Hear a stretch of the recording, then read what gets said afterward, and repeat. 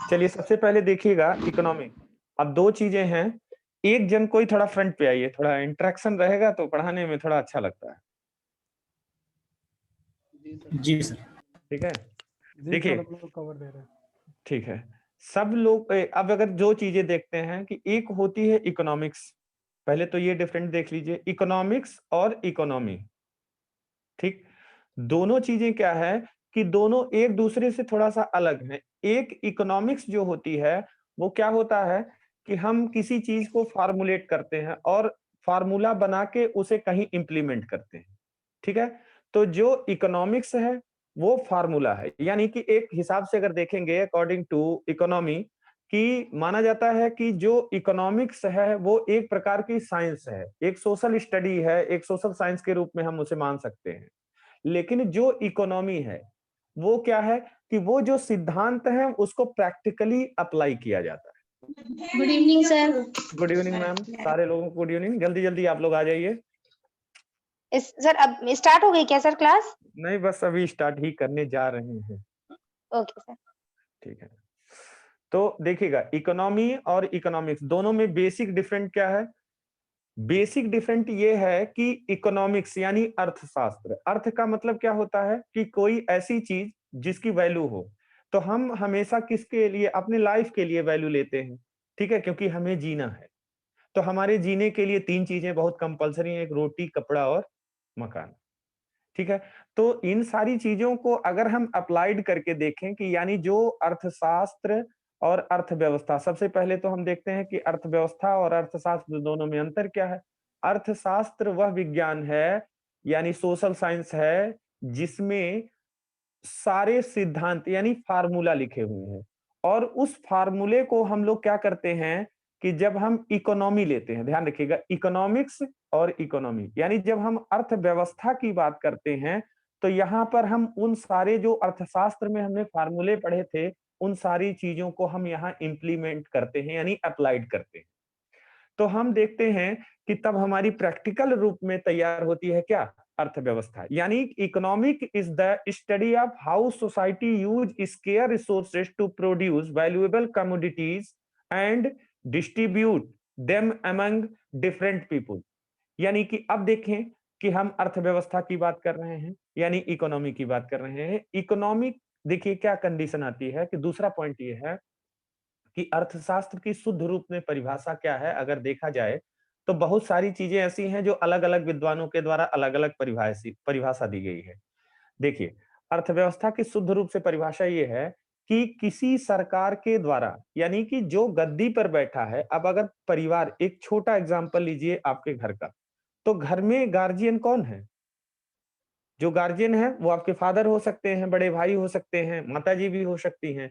तो गार्जियन की रिस्पॉन्सिबिलिटी क्या है कि जो भी संसाधन उनके पास उपलब्ध हो और वो अपने बच्चों यानी अपने परिवार में बराबर मात्रा में उसको क्या करें, डिस्ट्रीब्यूट करें। किसकी क्या नीड है, किसकी क्या जरूरत है, एक नॉर्मल हिसाब से उसको वो ध्यान में रखते हुए हर व्यक्ति को, घर के परिवार के सदस्य को, गार्जियन की जिम्मेदारी क्या होती है कि छोटा भाई, बड़ा भाई, बहन, सबको एक समान नजर से देखें और सबके लिए वो सारे रिसोर्सेस अवेलेबल कराएं जो उन्हें जरूरत है। तो पहली चीज, अब हम इसे किसी एक देश के रूप में अगर देखते हैं, यानी कि हमारा गार्जियन कौन है, गवर्नमेंट। ठीक, गवर्नमेंट का काम क्या है कि कहा जाता है कि जो डिफिनीशन है वो कहा जाता है कि किसी देश में स्थित या किसी देश में उपस्थित जितने भी अवेलेबल रिसोर्सेस हैं, तो रिसोर्सेस हमेशा लिमिटेड होते हैं। यानी किसी सरकार के द्वारा किसी देश में अवेलेबल लिमिटेड रिसोर्सेस का इतना अच्छी तरीके से यूटिलाइजेशन किया जाए कि उससे मैक्सिमम प्रॉफिट निकले। और उस प्रॉफिट का केंद्र बिंदु कौन होना चाहिए, पूरे देश के लोग। यानी कि उस प्रॉफिट से पूरे देश में विकास की यानी डेवलपमेंट की जो प्रक्रिया है वो अच्छी तरीके से की जाए। क्योंकि जो मेन पॉइंट है यानी जो सेंटर पॉइंट है सरकार का अर्थव्यवस्था में, वो है कि कितना अच्छा यानी लाइफ स्टैंडर्ड उस देश की हो सके। अब देखिए, हम अगर अमेरिका का कंपेयर करते हैं तो आदमी तो वही है, बस ये है कि वो थोड़े गोरे हैं। और हम लोग में भी तो क्या है, विभिन्नता में एकता है। हमारे यहाँ गोरे भी हैं, काले भी हैं, नीले पीले हर तरफ के लोग हैं। तो अब स्थिति क्या आती है कि अमेरिका में वो सारे रिसोर्सेस उसकी सरकार के द्वारा अवेलेबल कराए गए। तो क्या रिसोर्सेस?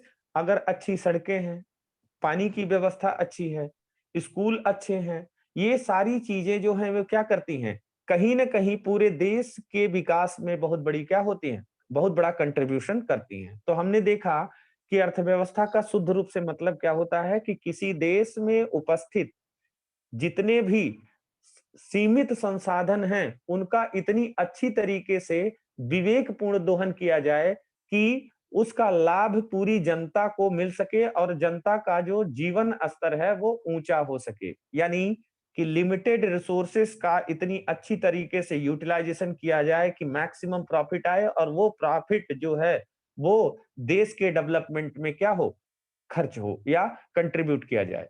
ठीक है, तो ये शुद्ध शुद्ध रूप से अर्थव्यवस्था की क्या होती है, पहचान होती है या अर्थव्यवस्था की डेफिनेशन होती है। क्लियर? क्लियर? कोई रिप्लाई करेंगे? Yes sir. जी ठीक सर। है, क्लियर। Yes sir. सारे लोगों को कोई दिक्कत? सर शॉर्ट अगर फॉर्म में सर हाँ, शॉर्ट फॉर्म में बोल सकते हैं कि allocation of limited resources to fulfil the demand and supply of the citizen. बिल्कुल, हम तो वही कहने की कोशिश कर रहे हैं ना कि मतलब कि हम जो देखिए, अब एक बात बताइए, मेन चीज ये होता है कि हमने एक वर्ड बोला कि मान लीजिए जो लोग हैं का हमने कहा कि किसी गवर्नमेंट के द्वारा जितना उस देश में जितना भी रिसोर्स है जो लिमिटेड होता है, क्योंकि रिसोर्सेस हमेशा लिमिटेड होते हैं। एक के बाद अगर मान लीजिए कि जरूरी थोड़ी ना है कि आज अगर पानी चल रहा है तो 100 साल बाद पानी मिलेगा। तो अगर हम उसको इतनी अच्छी तरीके से उसका यूटिलाइजेशन करें कि हमको लगता है कि हमारी आने वाली जनरेशन भी अपनी जनरेशन के लिए भी कुछ बचा के रखें, इसीलिए तो संपोषणी विकास इंक्लूसिव डेवलपमेंट की बात होती है कि वर्तमान की आवश्यकताओं को पूरा करते हुए भविष्य की सोच रखना, यानी कि आने वाली जनरेशन के लिए भी कुछ कुछ छोड़िए। तो आप जो कह रहे हैं वो बिल्कुल सही है। ठीक है, क्लियर? जी सर। अब देखिए उसमें एक वर्ड आया कि हम विवेकपूर्ण दोहन का मतलब क्या होता है कि मतलब अच्छी तरीके से यूटिलाइजेशन। अब यूटिलाइजेशन अच्छी तरीके से कैसे हो सकता है, आप लोग बताइए। हाँ, किस तरह से अच्छी तरीके से यूटिलाइजेशन कैसे हो सकता है? पहले अगर तो हाँ बोलिए। पहले तो सिटीजन की डिमांड पता होनी चाहिए सरकार हाँ को। हाँ ठीक है, तो उसी के हिसाब से जो उसके पास लिमिटेड सोर्सेज है उसका यूज कर सकती है सरकार। जैसे हर हाँ फील्ड की हर जगह की अपनी अलग अलग जो है डिमांड होती है, तो जी। उसके तरीके से ही उसे फुलफिल। एक सेकेंड सर।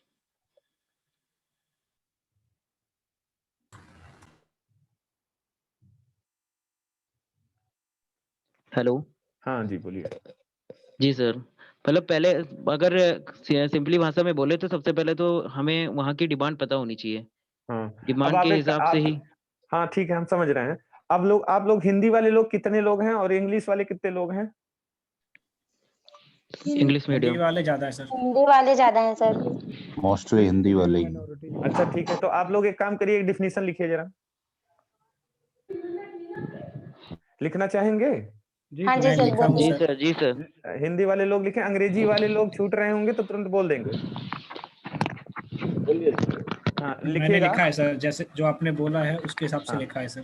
अरे ठीक है, सारे लोग नहीं लिखे हैं ना तो थोड़ा सा लिख लीजिए, उसके बाद उसी में से हम लोग आगे बढ़ेंगे ना। जी। ठीक है, लिखिए जरा। लिखिए किसी देश की अर्थव्यवस्था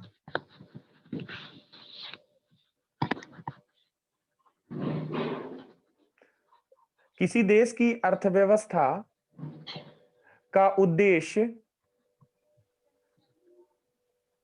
किसी देश की अर्थव्यवस्था का उद्देश्य उस देश में उपस्थित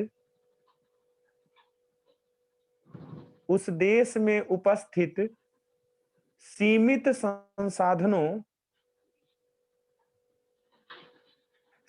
संसाधनों का विवेकपूर्ण उपयोग करके का विवेकपूर्ण का विवेकपूर्ण उपयोग करके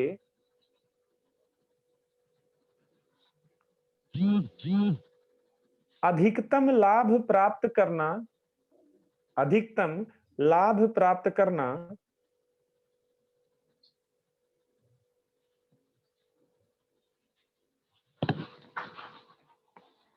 अधिकतम लाभ प्राप्त करना और उसका वितरण प्रत्येक जनता तक पहुंचाना होता है। प्रत्येक जनता तक पहुंचाना होता है। हो गया? जी सर। ठीक है, जी सर। प्रत्येक जनता। अंग्रेजी वाला कोई है तो सर। बोलिए, बताएं। कैसे बताइए? जी सर, बोल दीजिए इंग्लिश में। हाँ ठीक है, आप लोग लिखिए। Economy is the study of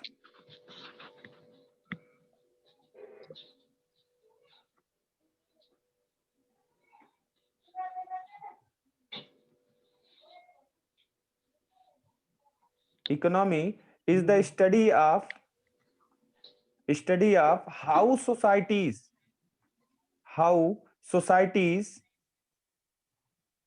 use scarce resources to produce valuable commodities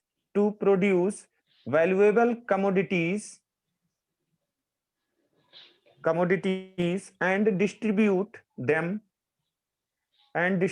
them among different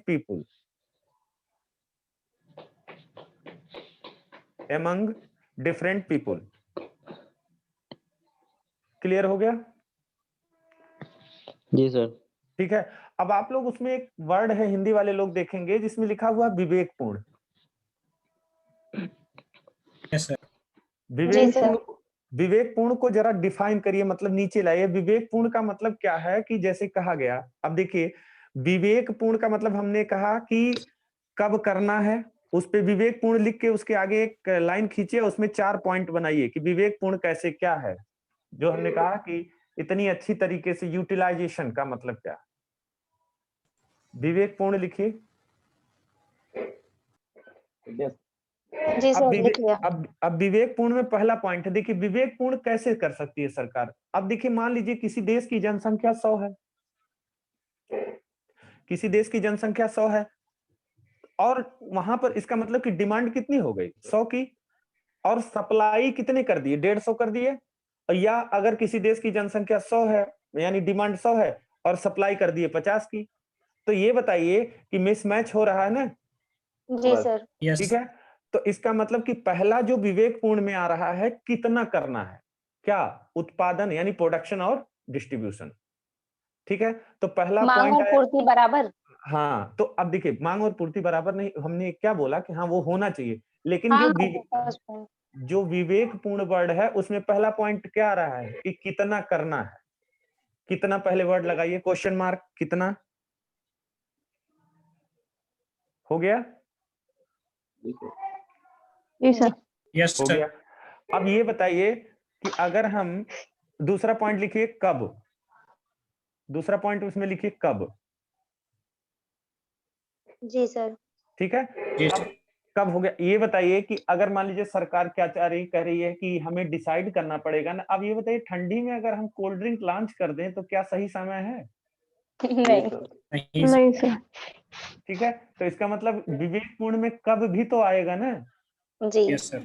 तो कब, इसका मतलब क्या हुआ कि हमें अगर मान लीजिए ठंडी में ये काम करते हैं, गर्मी में अगर हम कोल्ड ड्रिंक लॉन्च करते हैं तो कहीं ना कहीं उसकी डिमांड रहेगी।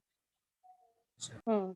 ठीक है, लेकिन अगर ठंडी में हम लॉन्च करते हैं तो आपको लगता है कि क्या जितना सप्लाई बन गई है, मतलब जितना प्रोडक्शन हो गया है, तो फाइनली क्या वो निकल पाएगा? नहीं सर। मार्केट गड़बड़ा जाएगी कि नहीं गड़बड़ा जाएगी? गड़बड़ा जाएगी। जी सर, गड़बड़ा जाएगी। ठीक है, अब तीसरे पे देखिए कब हो गया, उसके बाद कैसे करना है, कैसा, कैसे। तीसरा पॉइंट लिखिए कैसे। जी सर। ठीक है, अब देखिए कैसे का मतलब क्या हुआ कि अमेरिका और जो यूरोपियन कंट्री हैं यानी जितने डेवलप्ड देश हैं, उनके यहाँ आप क्या करते हैं। आप देखिए आपके पास किस चीज की कमी है, आपके पास इंडस्ट्रियलाइजेशन पूरी तरह से नहीं, क्योंकि हम प्राइमरी सेक्टर से सीधे टर्सरी सेक्टर में पहुंच गए हैं। आपके पास पूरी तरह से मशीनें नहीं है, आप ये बताइए कि हम कृषि प्रधान देश हैं, कहा जाता है एग्रियन इकोनॉमी। तो हम अगर गेहूं का उत्पादन करते हैं, तो हम कितने में बेचेंगे? 15 रुपए, 20 रुपए। अभी वर्तमान में तो लड़ाई चली रही है, लेकिन अब स्थिति क्या आती है कि हम गेहूं बेचे 20 रुपए का। अब वो बेचे किसको? हम अमेरिका को बेच दिए, क्योंकि हमारे पास उस गेहूं का यूटिलाइजेशन करने के लिए क्या व्यवस्था है? नहीं, नहीं है, सर। मतलब है लेकिन क्या है, उतने लिमिटेड है। हाँ लिमिटेड है। अब हमने गेहूं को बेच दिया अमेरिका में। अब अमेरिका में गया तो वो आटा बना, आटा से मैदा बना। अब ये बताइए कि हमने 20 रुपए गेहूं बेचा था, जी सर। ठीक है? अब वो मैदा बना, तो उसके बाद उन लोगों ने क्या किया, मान लीजिए आटा और मैदा बनने में उसमें 100 ग्राम डेप्रिसिएट हो गया, ठीक? अब 100 ग्राम डेप्रिसिएट हो गया तो कितना बचा? 900 ग्राम। 900 ग्राम।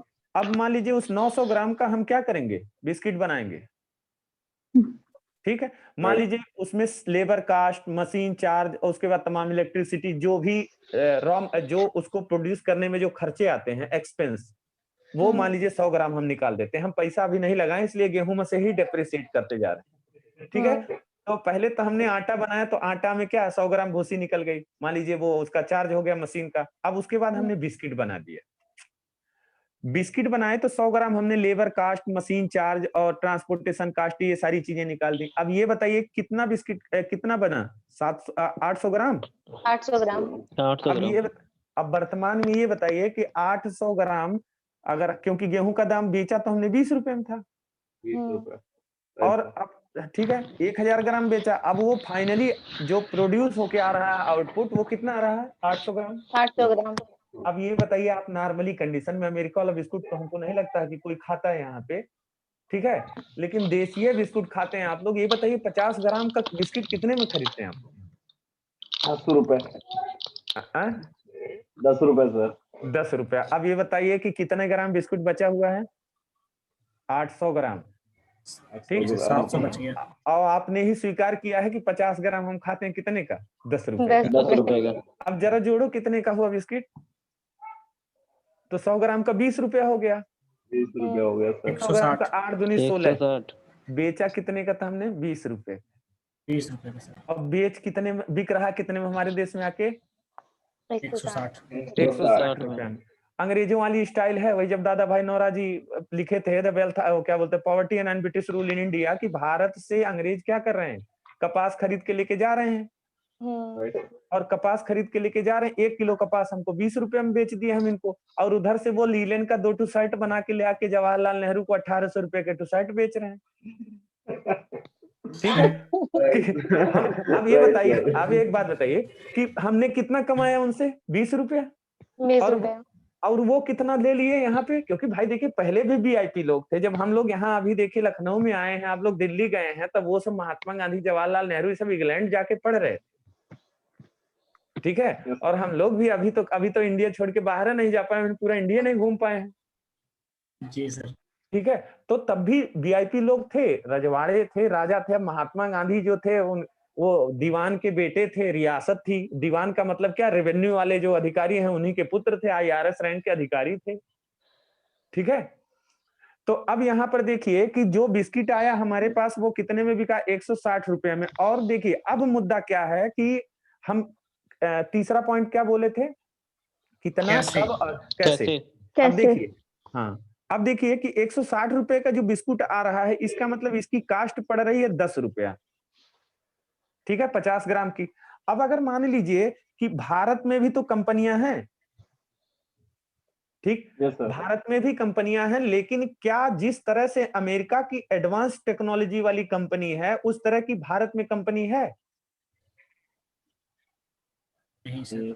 नहीं है भी तो एक आध दो है।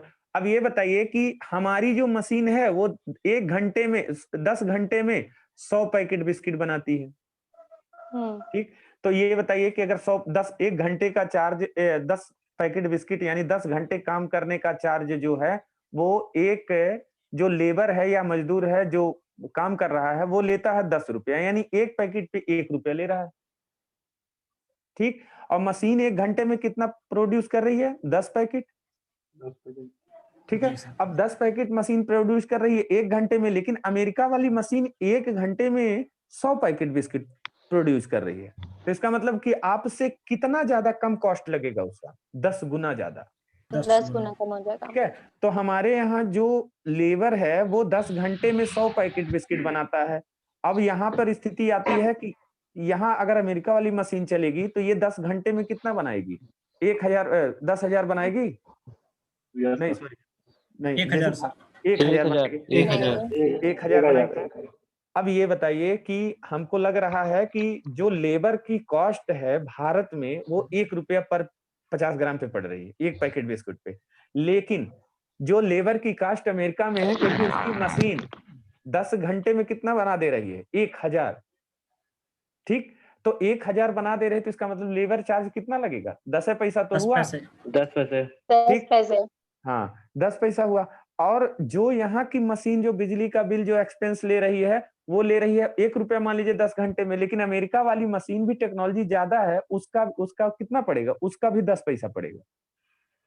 ठीक, क्योंकि उसको प्रोड्यूस करने की क्षमता उस मशीन के अंदर क्या है? ज्यादा है। उतने समय में अधिक उत्पादन। अब ये बताइए कि 20 पैसा टोटल खर्च आ रहा है 1 पैकेट पे, और भारत में कितना आ रहा है? मशीन का चार्ज मान लीजिए 1 रुपया, और 1 रुपया लेबर का चार्ज कितना आ रहा है? 2 रुपए। 2 2 रुपया। रुपए अब चलिए, अब हम लोग चलते हैं बिस्किट बेचने। ठीक, बिस्किट कैसे बेचेंगे? अब देखिए, मान लीजिए कि 2 रुपया का रॉ मटेरियल है, एक अनुमान लेते हैं 2 रुपया का रॉ मटेरियल है। 1 रुपया उसमें क्या जुड़ा हुआ है? हमारे यहाँ 1 रुपया जुड़ा हुआ है जो बिस्कुट बना रहा है उसका प्रॉफिट। क्लियर? और जी सर। 1 रुपया हम जोड़ ले रहे हैं ट्रांसपोर्टेशन कास्ट। तो 2 2 4 हो गया। ठीक, 4 रुपया हो गया। अब उसके बाद लेबर और मशीन का चार्ज कितना है? 2 रुपया। 2 रुपए। भाई हमने सीधा सीधा कहा कि 2 रुपया का रॉ मटेरियल, 1 रुपया क्या है? ट्रांसपोर्टेशन का चार्ज, क्योंकि फैक्ट्री से आप पहुंचाएंगे ना मार्केट तक। जी सर। ठीक है। 2 रुपया रॉ मटेरियल, 1 रुपया ट्रांसपोर्टेशन कास्ट, और 1 रुपया प्रॉफिट, 4 रुपया तो ये हो गया। अब ये बताइए कि इसमें मशीन का जो चार्ज है वो कितना है? 1 रुपया, और लेबर का चार्ज कितना है? 2 रुपया, सॉरी 1 रुपया। 1 तो रुपए।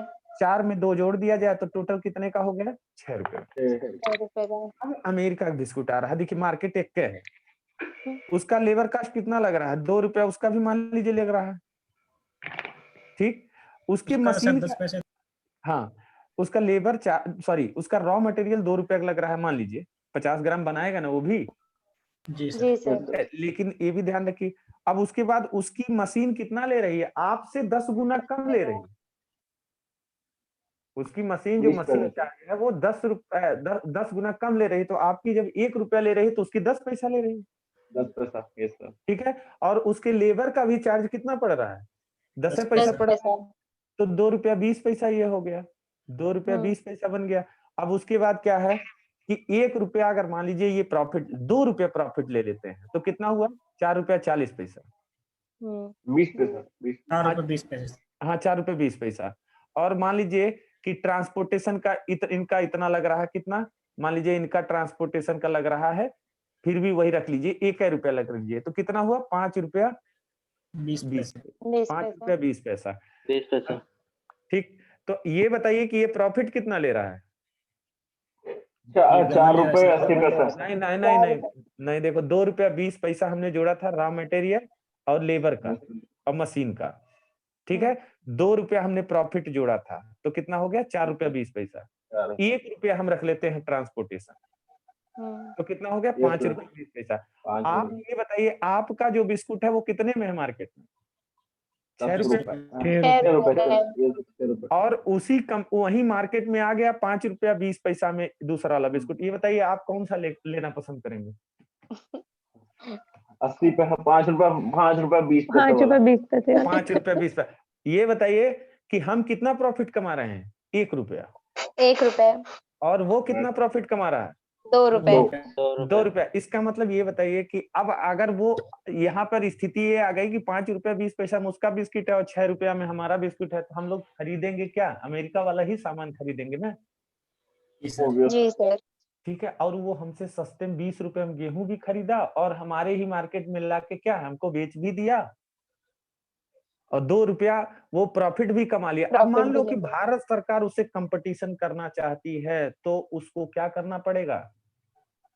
टैक्स हाँ, पर वही तो टैक्स लगाएगी। टैक्स, सब्सिडी देना पड़ेगी।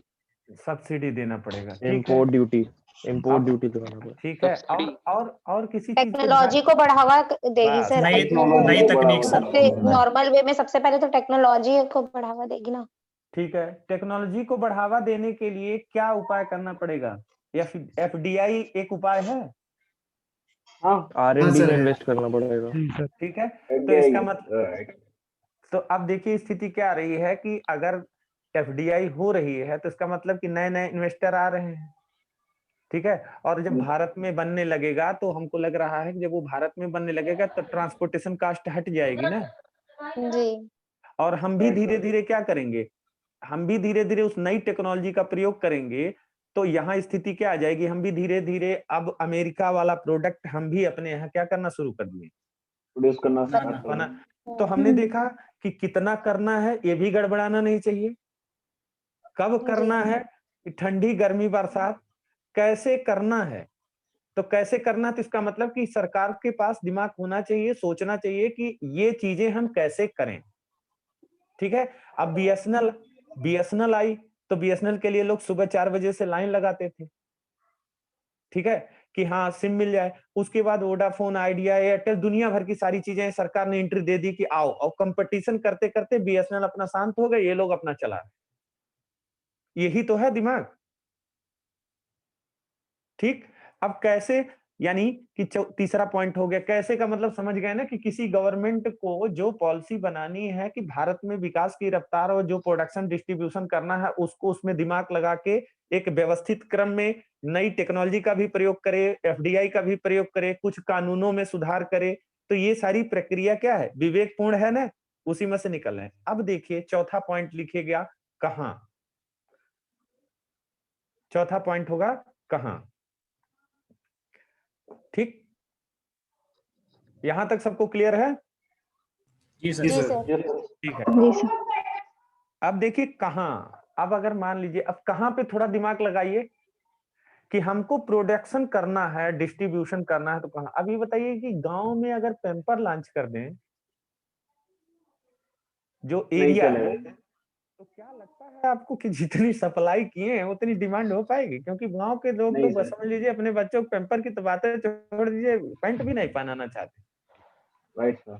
ठीक है, जी सर। ऐसा नहीं है कि मतलब हम भी गांव से ही बिलोंग करते हैं। ठीक है, तो अब स्थिति ऐसी नहीं, लेकिन जो सरकार के द्वारा जो प्लान किया गया है, क्योंकि देखिए जैसे मोदी जी हैं, हमारे प्लान सब बढ़िया है उनका, लेकिन इम्प्लीमेंटेशन गलत टाइम पे कर देते। ठीक है, अब कोरोना के टाइम पे दुनिया भर का बिल और टैक्सेशन, पेट्रोल, अरे एक शासक का कार्य क्या होता है कि जब जब जनता, जब प्रजा दुखी हो तो उतने समय उसे सपोर्ट करना चाहिए। लेकिन उन्होंने कहा कि ना, हम ऐसे विकट परिस्थिति में ही सबको मजबूत करेंगे, क्योंकि आवश्यकता आविष्कार की जननी है। आज हम लोग जूम पे पढ़ा रहे हैं, ऑफलाइन क्लास लेते हैं। ठीक है, तो आवश्यकता ये, अब हमको लगा कि नहीं कि हमारे लिए संसाधन का जरूरत है। जो जूम वाले ने देखा कि लोगों के मन में डिमांड हो रही है तो हम एक ऐप लॉन्च कर दें, बच्चे उसी से पढ़ेंगे। तो कहीं ना कहीं ऐसी परिस्थितियां बनी ना कि हम लोग वीडियो कॉन्फ्रेंसिंग के द्वारा, मुख्य मुद्दा तो देख लीजिए ये पढ़ रहे हैं, वो अलग की बात है कि हाँ अपना अपना टाइम है, उस हिसाब से मैनेज हो जाता है, दूर दूर लोग। तो कहाँ करना है, यानी कि रूरल एरिया में करना है कि अर्बन एरिया में करना है। ठीक है, तो ये सारे, अब इन सारे पॉइंट्स को अगर आप एक जगह करिए, दो चारों पॉइंट्स को एक लाइन में मिलाइए, आगे चल के चारों पॉइंट्स को एक सेंटर पॉइंट पे मिलाइए। ठीक, अब वहां लिखिए उत्पादन और वितरण, प्रोडक्शन एंड डिस्ट्रीब्यूशन।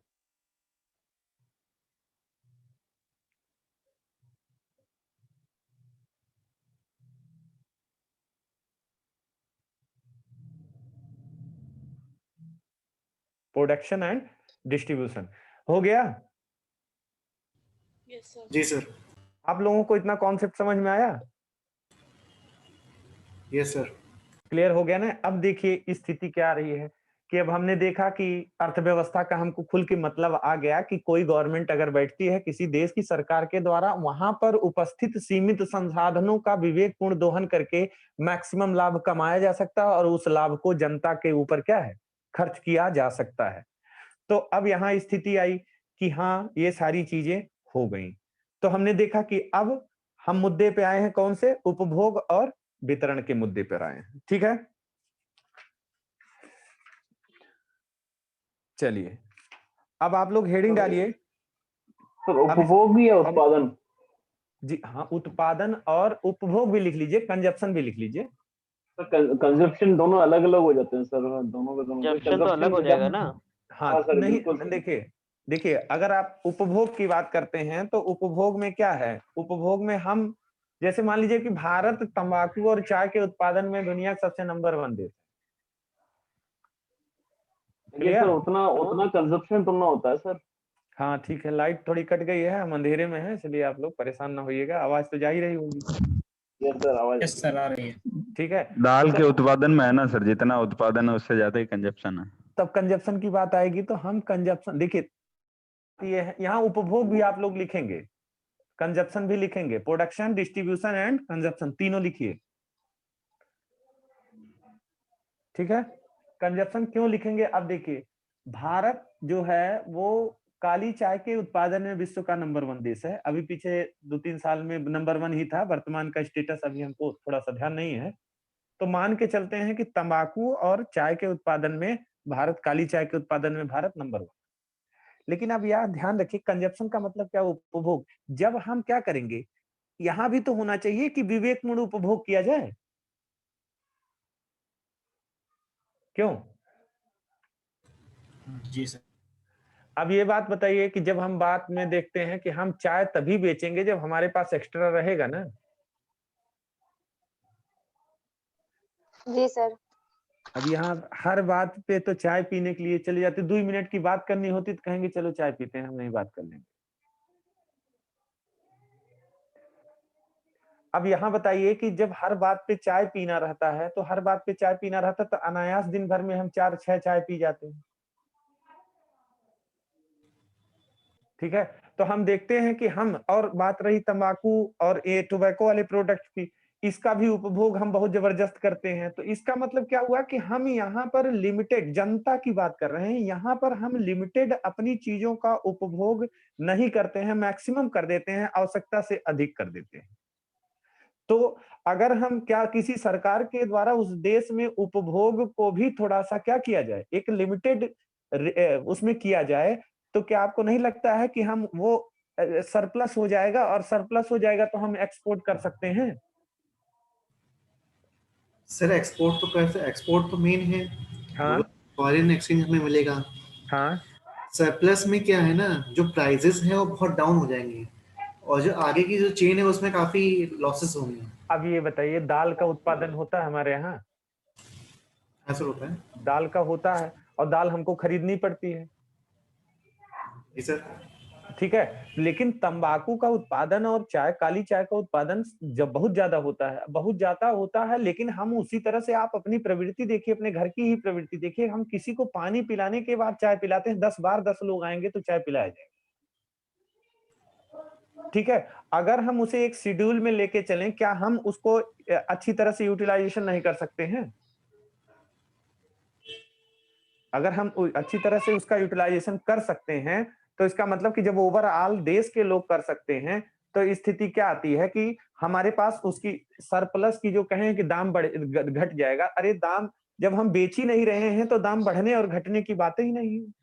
तो सर ये तो एक product too sir, sorry to interrupt you sir, ये तो प्रोडक्ट टू प्रोडक्ट वेरी करेगा ना सर, कि एक जैसे चाय का हो गया तो उस पर अपन कंट्रोल कर सकते हैं सर। लेकिन अगर वहीं पर अगर अपन देखें किसी और चीज का, जैसे एक तरीके से कोई सी भी क्वालिटी जो भी जीवन में काम आती है, जैसे दालें ले लीजिए सर। अब दालों को अगर अब कोई, कुछ लोग खाते हैं और कुछ लोग नहीं खाते हैं, कुछ लोगों के वहां पर पहुंच सकते हैं जिनकी आमदनी उतनी है तो वो खरीदते हैं और खाते हैं, जिनकी आमदनी उतनी नहीं है वो खरीदते नहीं खाते हैं। तो उसमें वहां पर कैसे कर सकते हैं सर? अब सर एक और चीज है, ऐसे इंडोनेशिया है, वो इस एरिया में सबसे लार्जेस्ट एक्सपोर्टर ऑफ राइस रहा है, ठीक है। अच्छा, पहली बार हाँ, इतने सालों में उसने इंडिया से इंपोर्ट राइस किया है। हाँ, तो हम एक एग्जांपल ले सकते हैं, मतलब रीजन तो नहीं पता है मुझको, हाँ। मतलब देखिए, अब हम आपको बता दें कि जो हम आधुनिक अर्थशास्त्र जो अभी आया है, जो क्लासिकल इकोनॉमी की बात हो रही है, क्योंकि आप वर्तमान में चल रहे हैं, ठीक है।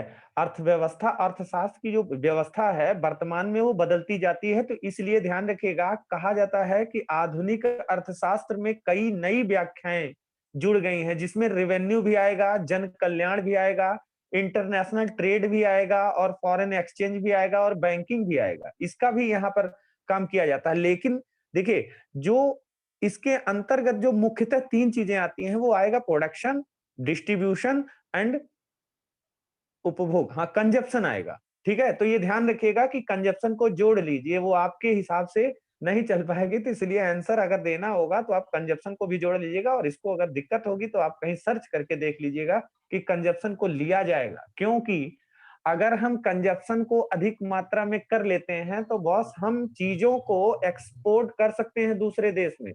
हमने क्या कहा कि पूरे देश की अर्थव्यवस्था में उस सरकार के द्वारा यूटिलाइजेशन इतनी अच्छी तरीके से किया जाए, आपकी आवश्यकता पूरी हो जाए। आप तो ओवर करते हैं किसी चीज में ना। अगर हम कंजप्शन पे भी ध्यान दें, हम तंबाकू, दाल और केवल उसी चीज पे बात नहीं कर रहे हैं, हम बात कर रहे हैं प्रत्येक चीज पर, कि ओवरऑल कंट्री में जितना अनावश्यक, जैसे आप देखिए कि अगर देखिए कि हम लोग खाना खाते हैं तो 1 रोटी 2 रोटी, मान लीजिए कुछ बड़े आदमी हैं, आप देखिए छोड़ देते हैं।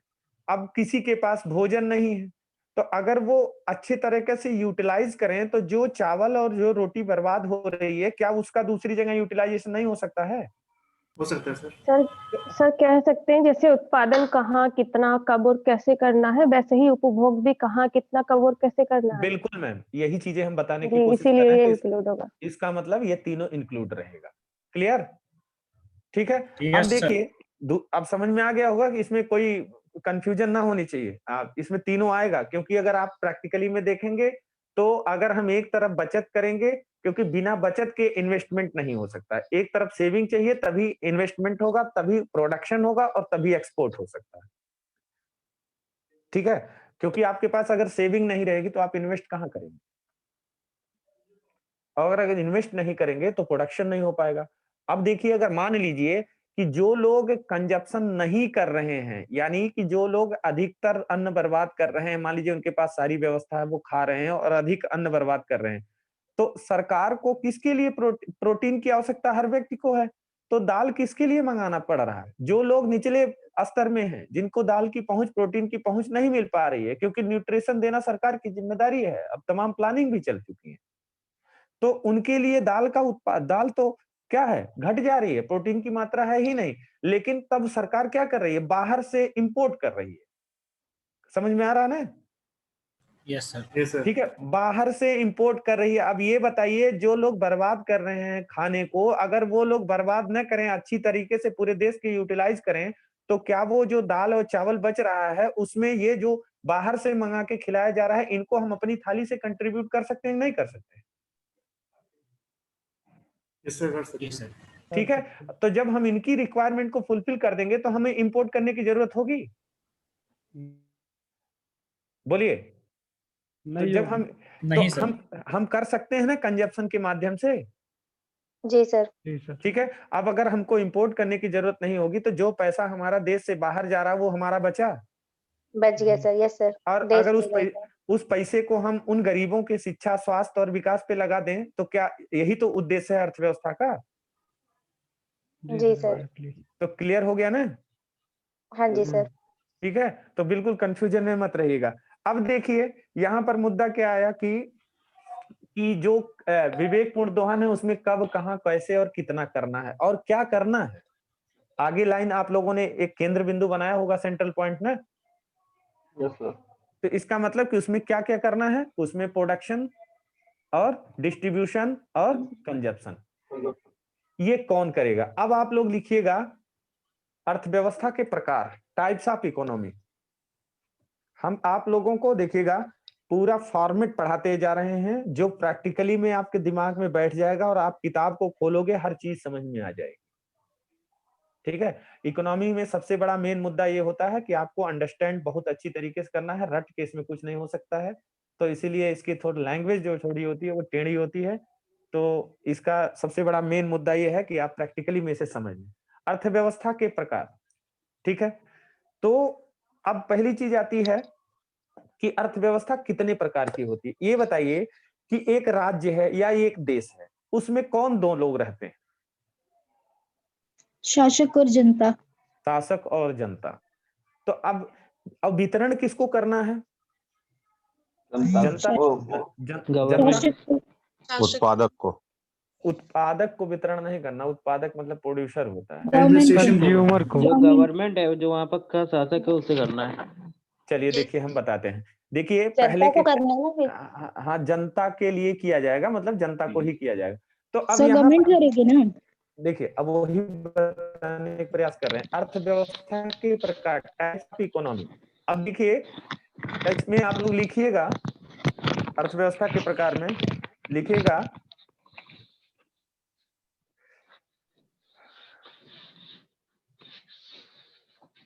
इसमें लिखिए नियंत्रण के आधार पर,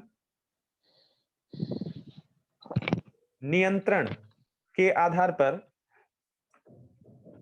यानी कंट्रोल बेसिस, नियंत्रण के आधार पर, कामा विकास के आधार पर,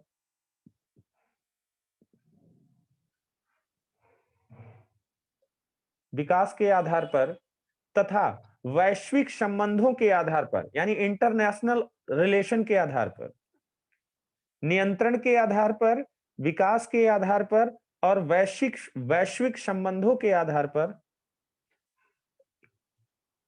control, develop and international relation, वैश्विक संबंधों के आधार पर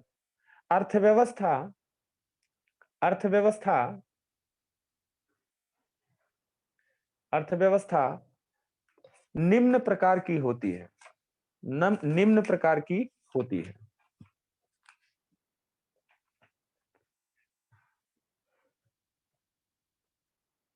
निम्न प्रकार की होती है। हो गया? Yes sir. अब देखिए हमने यहाँ पर क्या क्या लिखा है, उसको आप लोग थोड़ा सा हाईलाइट करते जाएंगे। किसके किसके आधार पर?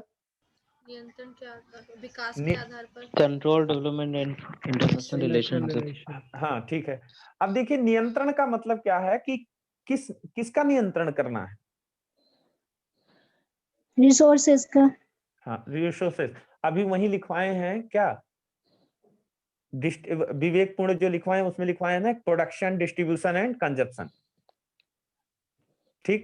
तो यानी ये जो प्रोडक्शन, डिस्ट्रीब्यूशन और नियंत्रण है उसका, प्रोडक्शन, डिस्ट्रीब्यूशन एंड कंजप्शन है, उसका कार्य किसके नियंत्रण में होना चाहिए? समझ में आया? उस पे एक लाइन खींच लीजिए कि जो प्रोडक्शन, डिस्ट्रीब्यूशन और कंजप्शन है उसके नीचे सीधे लाइन खींचेंगे तो वहां पे आ जाएगा कि ये तीनों के आधार पर मतलब कौन इसकी व्यवस्था करेगा। अब ये बताइए, हम उसी मुद्दे पे आ रहे थे क्या, कि किसी देश में दो लोग होते हैं, एक शासक और एक प्रजा, एक जनता।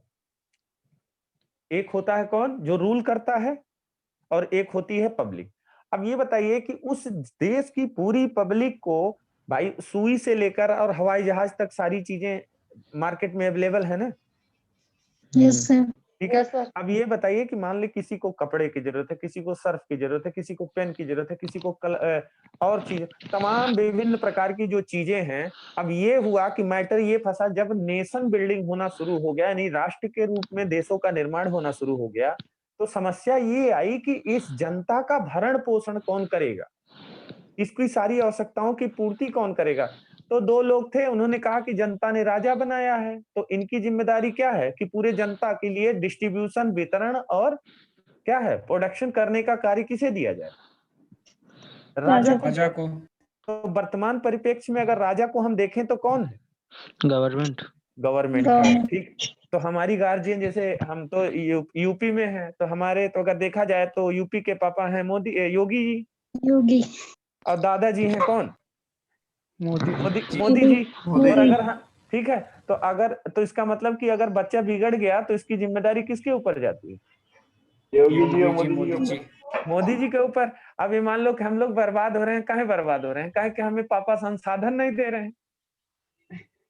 ठीक है, Yes, sir. अब हमें जी सर। संसाधन नहीं दे रहे हैं, अब संसाधन नहीं दे रहे हैं तो इसका मतलब कि अगर यहाँ देश की जनता गरीब है तो कहीं ना कहीं उसका शासक भी तो जिम्मेदार है। बिल्कुल सर। ठीक है, तो अब समझ में आ जाएगा कि क्या कंडीशन है। तो यानी कि ये हुआ कि जो प्रोडक्शन, डिस्ट्रीब्यूशन और कंजप्शन है, इस पर नियंत्रण कौन रखेगा? अब आप लोग नीचे लिखिएगा पहला पॉइंट, नियंत्रण के आधार पर वर्गीकरण, classification on the classification on sir control आगे। बेसिस, ऑन कंट्रोल बेसिस, नियंत्रण के आधार पर वर्गीकरण।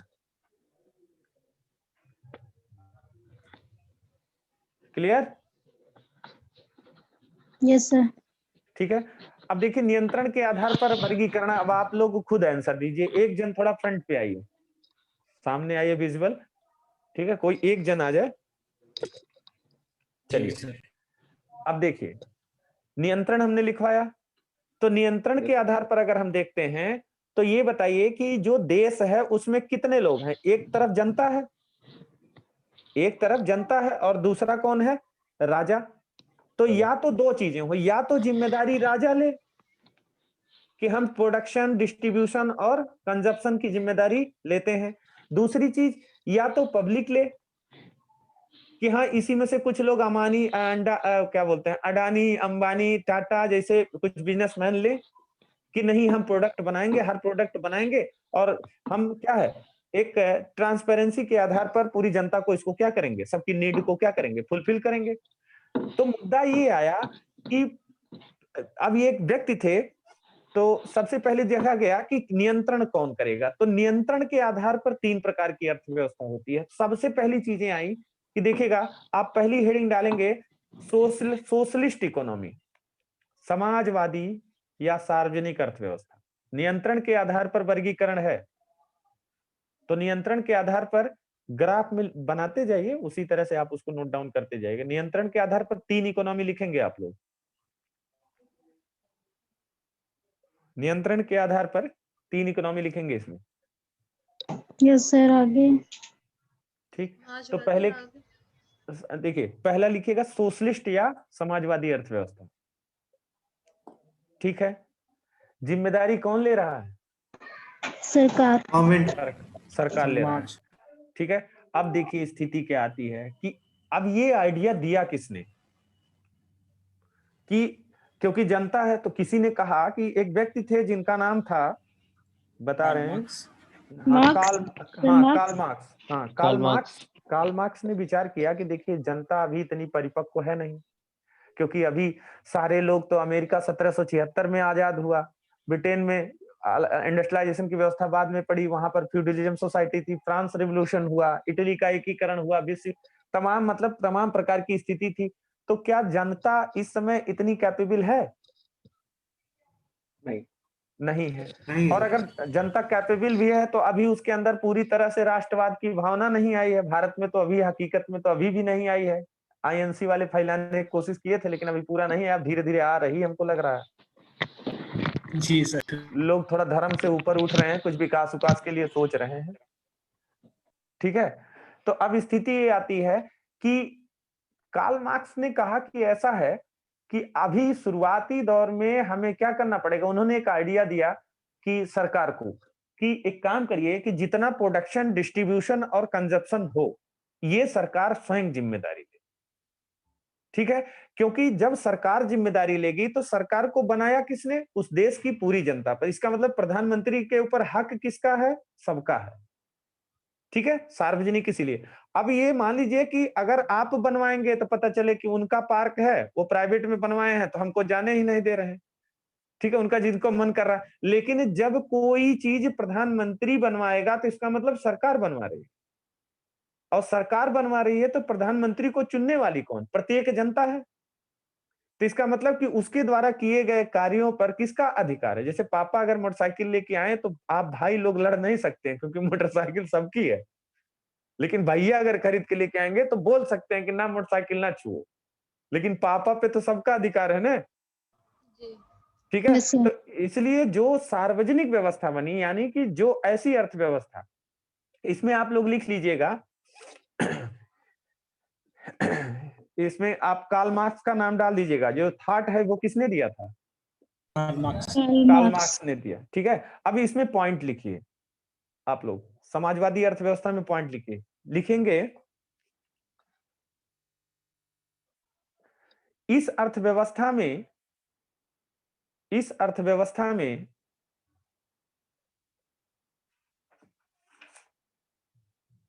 ये बताइए इन सारी चीजों पर किसका नियंत्रण होगा? सरकार का। गवर्नमेंट का। गवर्नमेंट का। इसका अगर पूछ ले कि इन्वॉल्वमेंट कितना होगा, मैक्सिमम की मिनिमम? मैक्सिमम। तो ध्यान रखिएगा, लिखिए इस अर्थव्यवस्था में सरकार, ऑब्लिक करके लिखिएगा राज्य, यानी in this economy government play maximum role. ठीक है, maximum role in this economy, government play maximum role in economy. अब देखिए समाजवादी अर्थव्यवस्था में सरकार या ऑब्लिक करके लिखेगा राज्य,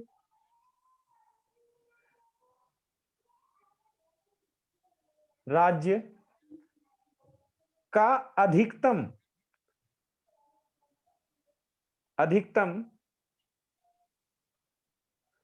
नियंत्रण होता है, अधिकतम नियंत्रण होता है, यानी all economic activities controlled by government. ठीक है, पॉइंट हो गया। दूसरा पॉइंट लिखेंगे, अब ये बताइए कि अगर मैक्सिमम, देखिए हमने ये नहीं कहा कि 100% गवर्नमेंट का इन्वॉल्वमेंट है, वर्डों पे ध्यान दीजिएगा। हमने ये कहा कि क्या क्या है कि मैक्सिमम। इसका मतलब मैक्सिमम है, तो इसका मतलब कि प्राइवेट सेक्टर के लोग भी तो होंगे। जी सर। लेकिन मैक्सिमम जो राइट है वो किसका है? गवर्नमेंट का। गवर्नमेंट का। तो ये बताइए कि अगर पूछता आपसे क्वेश्चन कि समाजवादी अर्थव्यवस्था या सोशलिस्ट इकोनॉमी में जो प्राइवेट सेक्टर के लोग इन्वेस्टमेंट करते हैं, उनके ऊपर क्या वह अपने सामानों को स्वयं अपने मन से बेच सकते हैं या प्रोडक्शन डिस्ट्रीब्यूशन अपने मन से कर सकते हैं? नहीं। नहीं सर। तो इसका मतलब कि सरकार के वो क्या करते हैं? सरकार उन्हें निर्देशित करती है, यानी डायरेक्शन और कंट्रोल किसके द्वारा है? गवर्नमेंट के द्वारा। अब जैसे रतन टाटा है, steel authority of India limited है, सरकारी कंपनी है। और भारत सरकार ही बाहर एक्सपोर्ट करेगी, यानी अगर हमको लोहा बेचना है तो इसका मतलब उसे किससे एग्रीमेंट लेना पड़ेगा? सरकार से। ठीक है, और उसे कितना चाहिए? उन्होंने कहा कि हमको 1000 टन चाहिए, तो सरकार ने कहा कि हमारी जो 4-5 यूनिट है सेल की, वो बना देगी कम से कम कितना? 500।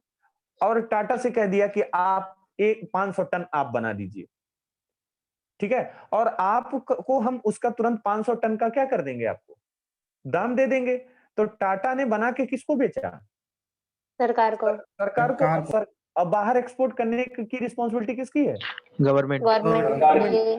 तो ठीक है, तो दूसरी लाइन लिखिए कि निजी क्षेत्र या प्राइवेट सेक्टर, निजी क्षेत्र सरकारी क्षेत्र के सहायक के रूप में काम करता है,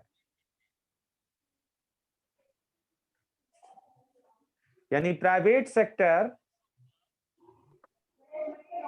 work as a helper of government sector.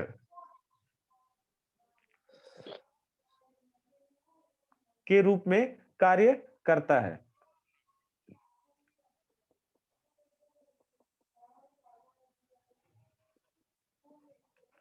हो गया? अब ये बताइए, एक क्वेश्चन आया था, यूपीएससी में ही आया है, लिखा है कि समाजवादी अर्थव्यवस्था में उत्पादन के साधनों पर किसका स्वामित्व होता है?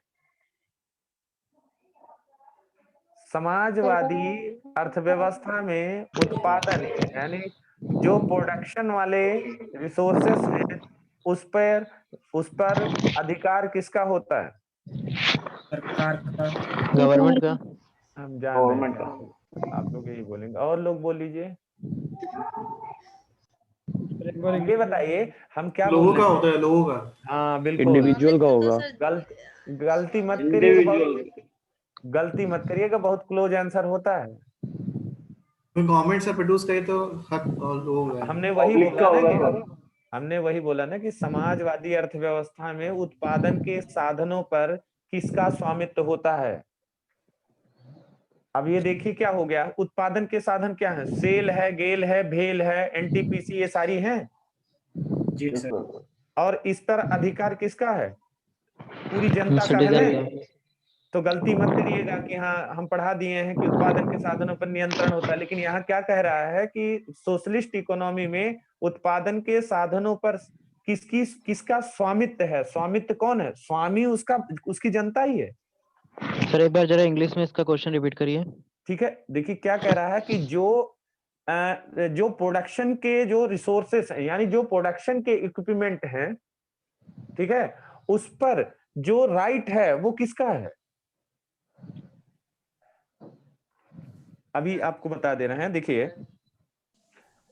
सर अगर गवर्नमेंट एंटिटी के अंडर बनेगा तो गवर्नमेंट का ही होगा ना उस पे। हाँ, फिर देखिए हम क्या कह रहे हैं, नहीं मैं आपको सार्वजनिक बोलते हैं इसीलिए। हमने क्या कहा, स्वामित्व का मतलब क्या होता है? स्वामित्व का मतलब कि वह उस पर अधिकार किसका है। अगर हमने तो ये कह दिया ना कि पहले तो आपको क्लियर हो गया ना कि हमने तो बोल दिया कि सार्वजनिक अर्थव्यवस्था में, मतलब अगर सिंपल तरीके से जो रिसोर्सेज हैं उसका यूटिलाइजेशन जो करेगी वो सिटीजन ही कर सकते हैं। बिल्कुल करेंगे। अब अगर मान लीजिए कोई वैकेंसी निकलती है एनटीपीसी या रेलवे या सेल गेल भेल में, तो उस पे किसका भरने का अधिकार होता है? हाँ वो सिटीजन के लिए निकाल ही जा रही है, सिटीजन ठीक का है। राइट है उस पे।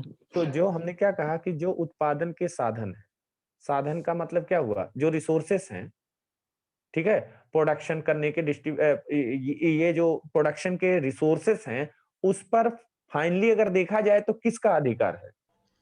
सिटीजन का। सिटीजन का। क्यों? क्योंकि जो सरकार बनी है वो भी किसके द्वारा बनी है? सिटीजन द्वारा। तो प्रधानमंत्री का मतलब कुछ नहीं है, जीरो है। जनता अपने आप को समझ जाए कि सबसे पावरफुल हम ही हैं, क्योंकि भारतीय संविधान में लिखा है पहली लाइन के हम भारत के लोग। प्रोडक्शन का कंट्रोल तो गवर्नमेंट के पास रहेगा ना सर। हाँ, प्रोडक्शन का कंट्रोल गवर्नमेंट के पास रहेगा, लेकिन जो प्रोडक्शन के साधन है, अच्छा हमने साधन की बात की है, जैसे जो मशीनें हैं, जो फैक्ट्रियां हैं, जो यूनिट चल रही हैं, उस पर किसका स्वामित्व है? अगर हकीकत में देखा जाए तो जनता का ही तो है, सिटीजन का ही है। हाँ। लेकिन अगर मान लीजिए, हाँ हाँ, वो तो साधन रहेगा जनता का। लेकिन अगर आप मान लीजिए आपने कोई फैक्ट्री खोली है, तो क्या आप कह सकते हैं कि इस पर स्वामित्व जनता का है? नहीं। Private property. तब मुद्दा तो Private ये हो प्राइवेट जाता है। प्रॉपर्टी है इसका। तो बस वही मुद्दा है। तो क्वेश्चन में थोड़ा सा देख लीजिएगा, क्योंकि क्वेश्चन पूछा था कि सार्वजनिक अर्थव्यवस्था में उत्पादन के साधनों पर किसकी संकल्प स्वामित्व किसका होता है? तो ध्यान रखिएगा, उत्पादन के साधनों की बात हो रही है, ठीक है। प्रोडक्शन के जो रिसोर्सेस हैं, जो सारी चीजें हैं, उस पर जनता का ही अधिकार होता है। तो हमने बोला कि पहली लाइन लिखी है संविधान की कि हम भारत के लोग भारतीय संविधान को 26 नवंबर मास तिथि शुक्ल पक्ष के दिन इतना दिन ऐसे ऐसे अंगीकृत करते हैं। अब यहाँ पर मुद्दा ये उठता है कि हम भारत के लोग, भारत देखिए कहते हैं कि जुडिशरी, लेजिस्लेयर और एग्जीक्यूटिव, प्रधानमंत्री, मंत्रिमंडल, इनका नाम कहाँ आता है? बीच में आता है ना, बाद में आता है। पहले किसका नाम आता है? हम भारत के लोग, people, we are the people of India. India. तो इसका मतलब कि सारी फाइनली अगर फिलॉसफी देखी जाए तो सारी पावर किसके अंदर है? सिटीजन। लेकिन समझ, ठीक है, लेकिन जनता समझ ही नहीं पाती है कि पावर हमारे पास है। वो तो सोचती है कि विधायक और एमपी और सरकार के पास है, पावर तो हमारे पास है, ठीक है। सर हम लोग का सोशलिस्ट इकोनॉमी नहीं है सर, हम लोग का तो अभी मिक्स में आता है। नहीं, अभी बता रहे हैं ना। अब देखिए क्या हुआ अब, हाँ ठीक है, अब इसको बता रहे हैं। अभी देखिए इसमें सबसे एक एग्जांपल लिखिएगा, ये सबसे पहले अपनाई गई थी भूतपूर्व सोवियत संघ, सोवियत यूनियन में अपनाई गई थी। एग्जांपल में लिखिएगा, सोवियत यूनियन इसका एग्जांपल है, ठीक। अब आते हैं दूसरे नंबर पे। तो क्लियर हो गया ना समाजवादी अर्थव्यवस्था। इसी में थोड़ा सा एक बात बताइए, इसी में हम थोड़ा सा कम्युनिज्म की बात करते हैं, साम्यवादी अर्थव्यवस्था। चाइना की अर्थव्यवस्था क्या है? साम्यवादी। साम्यवादी। साम्यवादी और समाजवादी में क्या डिफरेंस है, कोई बताएगा? कम्युनिज्म और सोशलिज्म क्या अंतर है? किसी कम्युनिज्म में जो लैंड होता है, सब चीजें होती हैं, गवर्नमेंट ओन्ड होती है। हाँ, सोशलिज्म में क्या है कि आप जो कंट्रोल है बस गवर्नमेंट का रहता है, बाकी आप जो लैंड है वो लोगों की प्राइवेट हो सकती है। तो ऐसा इकोनॉमी। नहीं नहीं, ऐसा देखिए, सारे लोगों को क्लियर हम एक चीज बता दें। देखिए, जो समाजवादी अर्थव्यवस्था, उसकी विशेषता क्या है? जैसे मान लीजिए आपने 8 घंटा काम किया, हम बहुत सिंपल एग्जांपल दे रहे हैं, आपने 8 घंटा किसी के यहाँ काम किया, तो आपका फंडामेंटल राइट है कि नहीं कि आप उस पैसे को लें शाम को? जी सर। है। ठीक। अगर वो नहीं देता है तो आप कानून का सहारा ले सकते हैं कि नहीं? आपके पास डॉक्यूमेंट है सारे? Yes sir. ले सकते हैं। सरकार दिलाएगी। यानी कि यहाँ पर क्या है, श्रम जो है, जो श्रम है उस पर श्रमिक का अधिकार है। जो श्रम का मतलब क्या, जो लेबर है वो जो कार्य कर रहा है उस पे 8 घंटा जो कार्य किया है उस पर उसका अधिकार है। यानी कि श्रम पर श्रमिक का अधिकार है। तो श्रम का मतलब क्या कि 8 घंटा का जो काम किया है, जो अपना शारीरिक वर्क किया है, उसका वो पैसा लेने का क्या है, कानूनी अधिकार प्राप्त है उसको। कि अगर आप नहीं, भाई सीधी सादी बात यह है कि अगर मान लीजिए 8 घंटा वो काम किया, अब 8 घंटा काम किया तो अब वो हल्ला कर रहा है कि हमारा पैसा नहीं दे रहे हैं, तो मोहल्ले के लोग भी जुट जाएंगे ढेर सारे कि हाँ भाई काहे नहीं दे रहे हो, क्योंकि सबके दिमाग में ये है कि 8 घंटा काम किया है तो ये अधिकार है उसका कि उसको पैसा मिलना चाहिए। ठीक है, तो इसका मतलब कि अगर वो नहीं दे रहा है तो वो कहीं जाके क्या है, थाने में जाएगा, पुलिस की कानून का सहारा ले सकता है कि नहीं ले सकता? लेकिन चाइना में थोड़ी सी दिक्कत क्या है कि समाजवादी तो है, लेकिन श्रम पर, जो श्रम है, 8 घंटा काम कर लिया तो उस पर श्रमिक का अधिकार न होकर उस पर राज्य का अधिकार है कि 8 घंटा काम करने के बाद अगर आप तनख्वाह ले लेते हैं, दे दिया गया तो दे दिया, और अगर नहीं दिया तो आप किसी भी कानून का सहारा नहीं ले सकते हैं। यानी राज्य चाहेगा और व्यक्ति चाहेगा, वो पावर में है तो देगा, और नहीं चाहेगा तो नहीं देगा। देखिए अभी वो अली, क्या है उनका, क्या नाम है, जैक मा। ठीक है, जैक मा। अब वो बताइए गायब हो गए। अभी यहाँ एक बकरी गायब हो जाए, पुलिस लगा दी जाती है, तुरंत सुप्रीम कोर्ट लोग पहुंच जाए। ठीक है, तो अब वही कंडीशन है। जैसे यूपी में देखा जाए तो बीच में न्यूज आ रही थी कि जब अखिलेश यादव जी मुख्यमंत्री थे तो आजम खां की भैंस गायब हो गई, तो पूरे यूपी पुलिस लग गई थी, 12 घंटा में भैंस लेके आया सब।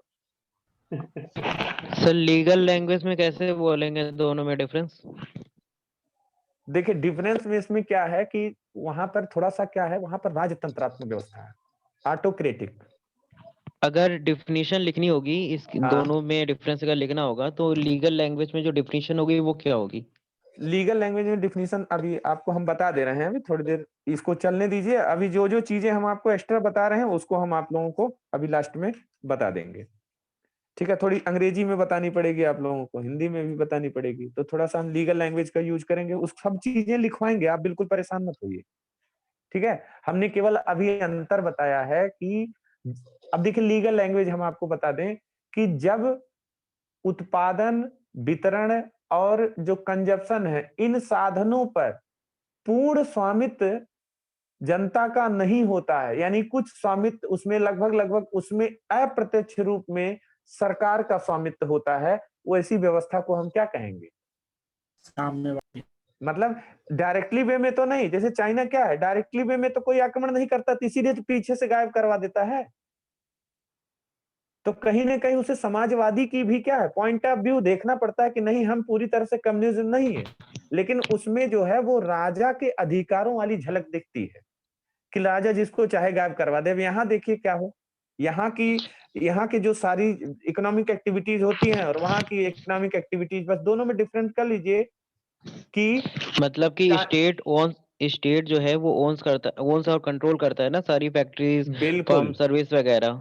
हाँ बिल्कुल वही चीज है। कम्युनिस्ट का मतलब क्या है कि एक कम्युनिटी है, उन्होंने कहा कि सारे लोग बराबर रहेंगे। अगर मान लीजिए सबकी 2-2 फ्लोर की बिल्डिंग बनी है, वही बीच में आप 4 फ्लोर बनवा लिए, तो बुलडोजर लाके गिरवा के 2 फ्लोर करवा दिया जाएगा। सर मैं ट्राई करूं? ठीक है, कहाँ पे? ये इसकी डेफिनेशन के लिए थोड़ा। हाँ बिल्कुल, करिए करिए। जी सर। जैसे कि सर समाजवाद में क्या है कि सर जो शासन है, जो अर्थव्यवस्था है, उसको पूर्ण नियंत्रण उस देश की, उस क्षेत्र की, उस समाज का आवाज आपकी थोड़ी कट आवाज रही है। ब्रेक हो रही भले ही अप्रत्यक्ष रूप से क्यों ना हो। अच्छा सर, मैं ये बोल रहा हूँ समाजवादी व्यवस्था में अर्थव्यवस्था पर नियंत्रण भले ही अप्रत्यक्ष रूप से क्यों ना हो, लेकिन वो जनता का नियंत्रण होता है सर। हाँ हाँ हाँ, जबकि तो समझ साम्यवादी लीजिए कि व्यवस्था मतलब में थोड़ा सा क्या है। हाँ जबकि साम्यवादी व्यवस्था में सर जो नियंत्रण होता है वो एक चुनी हुई कमेटी के लोगों, कमेटी या सरकार के लोगों का होता है सर। बिल्कुल बिल्कुल, वही चीजें तो कह रहे हैं, लेकिन खुले तौर पे नहीं होता है, इसीलिए तो उसे साम्यवादी कहा गया। मतलब साम्य का मतलब क्या, कि समाज नहीं है, साम्य है। समाज उसमें थोड़ा सा क्या होता है, डाउन है। यानी समाज पूरी तरह से भारत की तरह क्या है, खुल के सामने नहीं आ सकता है। आता है, विरोध लोग करते हैं, देखिए वहां भी आंदोलन होगा, लेकिन क्या है उसमें पावर यह है कि अप्रत्यक्ष रूप से उनको गायब करने और उनको हटाने की भी पावर क्या है उस कमेटी के पास रहती है। तो इस सर यही यही हाँ सर, लेकिन कार्ल मार्क्स तो बोलते हैं कि ये साम्यवादी प्रक्रिया है, समाजवाद की परिणति है, मतलब एक तरीके से उसके ऊपर है और ये किसी देखिए, वर्ग विहीन होती है। तो बिल्कुल होती है, क्योंकि देखिए जानती हैं क्या है, मेन मुद्दा परिणति है, कार्ल मार्क्स ये कहते हैं। लेकिन अब यहाँ पर अगर एडम स्मिथ की बात करें तो वहां पे भी और कुछ कहा जाता है। देखिए कार्ल मार्क्स को इकोनॉमी के विचारों में लीजिए, मतलब कि देश की अर्थव्यवस्था के विचारों में लीजिए। कार्ल मार्क्स को अगर देखा जाए तो बहुत सारी विचारधारा उनकी हो जाएगी, वो दूसरे परिप्रेक्ष्य में बोल। अगर मान लीजिए कि ये परिणति है, अच्छी है, अब ये बताइए कि आज भारत में अगर देखा जाए तो थोड़ा बहुत कहीं ना कहीं सोशलिज्म का लक्षण दिख रहा है, कम्युनिज्म का जी दिख रहा है। जी तो परिणति अगर वो सोशलिस्ट इकोनॉमी से बढ़िया ना होती, और जानती हैं आप विकास करने के लिए क्या है, थोड़ा बहुत दिक्कत झेलनी पड़ती है, मालूम है ना। जी और भारत जैसे देश में जो कि एक कम्युनिटी के लोग ही नहीं है, विभिन्न संस्कृतियां हैं, तो आप बताइए कि यहाँ एक शासक क्या आपको लगता है कि 100% सबको सेटिस्फाई कर सकता है? नहीं सर। तो अब ये बताइए कि मोदी जी जो कर रहे हैं तो क्या सबके लिए वो अच्छा लग रहा है? नहीं सर। नहीं सर। नहीं लग रहा है। कहीं कोई विरोध कर रहा है, कोई विरोध कर रहा है। लेकिन अगर आप एक यूपीएससी के एस्पायरेंट हैं तो लॉन्ग टर्म फ्यूचर प्रोस्पेक्ट देखिए, क्या कुछ चीजें अच्छी हो रही हैं कि नहीं हो रही? लगभग सभी अच्छे हो रहे हैं। सभी अच्छी हो रही है। राम मंदिर का मुद्दा, कश्मीर का मुद्दा, ये सब क्या था, एक ब्रेकर था किसमें, विकास तक पहुंचने में। डेवलपमेंट क्योंकि में। कोई भी आता था तो ये तुरंत, क्योंकि हम लोग धर्म पे तो पहले से चलते थे, क्योंकि धर्म हमारे लिए प्रायोरिटी है। मुस्लिम समुदाय में क्या है कि वो गांधी की उपाधि धारण कर लेंगे, जिहाद का नारा दे देते थे, मेडुअल हिस्ट्री पढ़ेंगे तो आप, ठीक है। यहाँ क्या हिंदू धर्म में जय श्री राम का नारा दे देंगे तो दूसरी। अब यहाँ स्थिति क्या है कि कहीं ना कहीं इन सारी चीजों का लेकर दुरुपयोग हो रहा था कि विकास करेंगे। अरे मंदिर विकास थोड़ी ना है। जी सर। विकास के मार्ग में मंदिर क्या है, रोड़ा है। और बीजेपी ने क्या किया कि विकास के नाम का जो रोड़ा, जो ब्रेकर था, उसे हटा दिया। अब अगर मान लीजिए बीजेपी के बाद कोई दूसरी गवर्नमेंट आती है तो उसके पास क्या है, मैनिफेस्टो में क्या दिखाना पड़ेगा? मंदिर तो मुद्दा रहा नहीं, खत्म हो गया। कश्मीर मुद्दा रहा नहीं, ठीक जी है, सर। ठीक है, बाकी और चीज कोई मुद्दा नहीं रहा। अब पब्लिक डायरेक्ट क्वेश्चन करेगी कि भैया शिक्षा, स्वास्थ्य और सड़क, यस सर। ठीक है। तो अब ये बताइए कि अगर देखा जाए तो क्या साम्यवाद के लक्षण नहीं दिख रहे हैं इसमें? क्योंकि वो तो अपने मन से डिसीजन ले रहा है, कुछ भी आंदोलन करो वापस नहीं करेगा, है कि नहीं है? लेकिन अगर वो इतना टाइट ना होता तो आप लोग अभी वही पुराने वाले माहौल में जीते कि नहीं जीते? जी सर। जी सर। तो फ्यूचर प्रोस्पेक्ट अगर देखा जाए, क्या फ्यूचर ठीक ठाक चलेगा? सर, मतलब मैंने जो डेफिनेशन पढ़ी है साम्यवाद की, वो इस हाँ। तरीके से पढ़ी हुई है कि वो जो वर्ग है, जो पिछड़ा या शोषित वर्ग है, चाहे हाँ वो फेडरिक ने कहा हो, लेनिन ने कहा हो या कार्ल मार्क्स ने कहा हो, हाँ उनका मानना ये है कि जो वर्ग पीछे रह गया है हाँ वो बराबर में लाने का जो प्रयास होता है वो हाँ साम्यवादी सिद्धांत के अंदर आता है। साम्य शब्द का अर्थ भी यही है कि एक समानता का भाव लाना। हाँ। तो यहाँ ये हाँ इकोनॉमी में कैसे, मतलब आप थोड़ा सा नकारात्मक देखिए, इसको बता रहे थे तो हम कंफ्यूज हो गए। नहीं नहीं नकारात्मक नहीं बता रहे हैं। देखिए क्या स्थिति है कि जैसे थोड़ा सा अगर देखा जाए कि जो पुराने जो छोटे वर्ग हैं, शोषित वर्ग हैं, वो किसके द्वारा शोषित किए जाते हैं? ऊपरी वर्ग के द्वारा, ऊपरी वर्ग के, बड़े वर्गों के द्वारा। तो हम एक ऐसी कम्युनिटी का निर्माण करें जिसमें क्या है, सिर्फ समान लोग हों, उसमें छोटे वर्ग के लोग भी हों, जिसे सर्वहारा वर्ग कहा जाता है, यानी कि सारे वर्ग के लोग क्या हैं उसमें हो। तो अब जब सारे वर्ग के लोग होंगे और एक कम्युनिटी बनेगी और थोड़ी सी स्ट्रिक्ट रहेगी, तो वो क्या करेगी, जो छोटे लोग हैं उनको बड़ा बनाने का प्रयास करेगी, यानी इक्वल डिस्ट्रीब्यूशन की बात आती है। चाइना में नहीं अगर तो आपके हम कह पास रहे हैं कि वर्गहीन हो जाता है यहाँ पर। वर्गहीन, हाँ, वर्ग विहीन मतलब कोई वर्ग बचता नहीं है, फिर साम्य चीज आ जाती है, हर वर्ग में समानता आ जाती है। हाँ तो देखिए वर्ग की बात किस आधार पर हो रहा है, इक्वलिटी के आधार पर वर्ग की बात वो जी करता है। जी जी जी जी। ठीक है, तो इक्वलिटी आने लाने के लिए थोड़ा सा हमको टाइट होना पड़ेगा मैम। ठीक है, तो कार्ल मार्क्स का जो विचारधारा थी उसने यही कहा था कि हम थोड़ा सा वर्ग विहीन हो जाएंगे तो स्थिति क्या होगी कि जैसे इक्वल डिस्ट्रीब्यूशन की स्थिति आ जाती है, और इकोनॉमी में इक्वल डिस्ट्रीब्यूशन ही सबसे बेटर माना जाता है। सर कम्युनिज्म जो कहता है ना सर, हाँ हाँ हाँ बोलिए। कम्युनिज्म जो कहता है ना कि कोई भी प्राइवेट प्रॉपर्टी नहीं होगी, हाँ प्रॉपर्टी होगी ना वो इंटायर कम्युनिटी की होगी, कम्युनिटी की होती। तो अब देखिए हमने कहा ना कि समाजवादी और साम्यवादी में ज्यादा डिफरेंस नहीं है, बहुत माइनर डिफरेंस है। डिफरेंस तो यही है ना सर। अब सोशलिज्म में क्या है, उसमें प्राइवेट प्रॉपर्टी हो सकती है इंडिविजुअल की, लेकिन कार्ल मार्क्स ने कहा था ना कि जब भी कोई कम्युनिटी को डेवलप करना है, वहां पे जितनी सारी प्रॉपर्टी रहेगी वो सारी कम्युनिटी की रहेगी। और कम्युनिटी में डोमिनेंसी कितना किसका रहता है, गवर्नमेंट का रहता है, जो चाइना का स्थिति है। हाँ तो ठीक है, अब कम्युनिटी में लोग कौन है? हमने अभी बोला ना कम्युनिटी में लोग सर्वहारा है ना। ठीक है, यानी सारे वर्ग के लोग हैं। तो अब ये बताइए वो कम्युनिटी किसी वर्ग की है?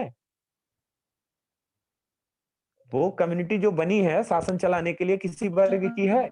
नहीं नहीं नहीं है। तो इसका मतलब कि जब कम्युनिटी ही वर्ग वाली नहीं है, तो इसका मतलब कि वर्ग विहीन वाली व्यवस्था बन जाएगी कि नहीं? इसका मतलब एक समान व्यवस्था बनेगी।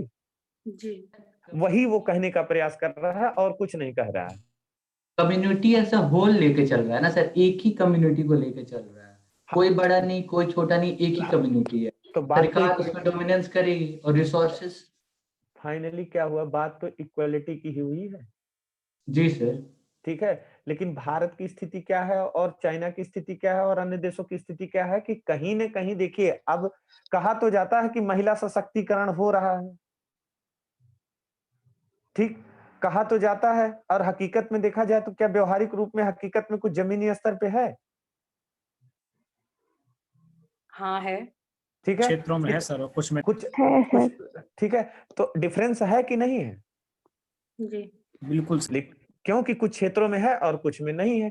तो क्यों स्थिति नहीं है? क्योंकि यहाँ के लोग, कुछ लोग ऐसे हैं जो बहुत बड़े संस्कार वाले हैं, अपनी बच्ची को बाहर नहीं निकलने देंगे, अपनी बच्ची को ये नहीं करने देंगे, हम घर से पढ़ने। लेकिन कुछ लोग जो हैं वो क्या हैं, वो ये है कि नहीं हम निकलने देंगे क्योंकि हम उस माहौल में थे। लेकिन अब चाइना की स्थिति क्या है कि चाइना की स्थिति में वही है कि समान रूप से सारे लोगों, क्योंकि पापा का नियंत्रण नहीं चलेगा। किसका नियंत्रण चलेगा?